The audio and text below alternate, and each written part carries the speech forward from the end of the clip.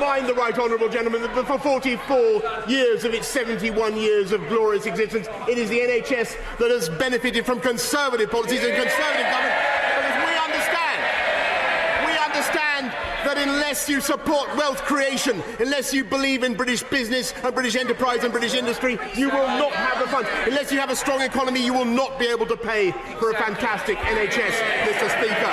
And that is a lesson that the honourable gentleman, right honourable gentleman, simply doesn't get. And I struggled to see the country. I struggled to see the country he described in his description of the United Kingdom today, because the reality, Mr. Speaker, is that unemployment is, of course, down under the Conservatives to the lowest level since the 90s, and crime is actually down a third since 2010. We have record investment, record inward investment in this country, £1.3 trillion coming. That's fantastic new electric car factories.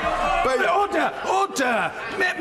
Mr. MacDonald, you really are at times a reckless delinquent. Calm yourself, man.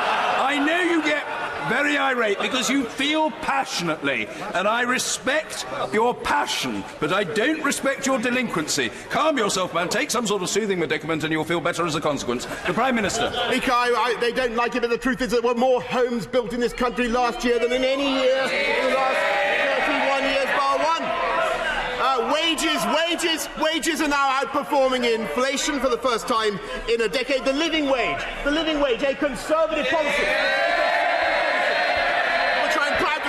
Which I am proud to say I championed in London and was then stolen by our wonderful Conservative government and put into a national policy. The living wage has expanded the incomes of those who receive it by £4,500 since 2010. That is a fantastic achievement, and it is a Conservative achievement. The right honourable gentleman asks about trust and who can you trust to run how on earth? And he asks about Iran. Mr. Speaker, a right honourable gentleman who has been paid by Press TV of Iran, who repeatedly sides with the mullahs of Tehran rather than our friends in the United States over what is happening in the Persian Gulf. How incredible that we should even think of entrusting that gentleman with the stewardship of this country's security. But worse than that, by far, Mr. Speaker, this is a right honourable gentleman who is set on an economic policy together with the shadow Chancellor, who was sacked by Ken Livingstone for being too left-wing.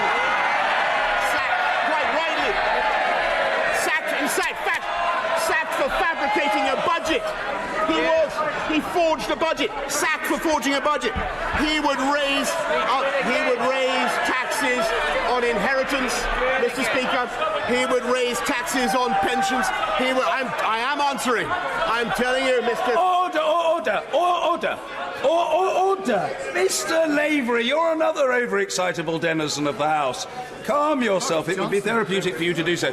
There's far too much noise on both sides of the House, and I fear that the noise on the front bench is proving contagious, and I note certain backbenchers who are becoming overexcitable, and they must restrain themselves. And I know the Prime Minister will, of course, be both passionate and restrained. The Prime Minister.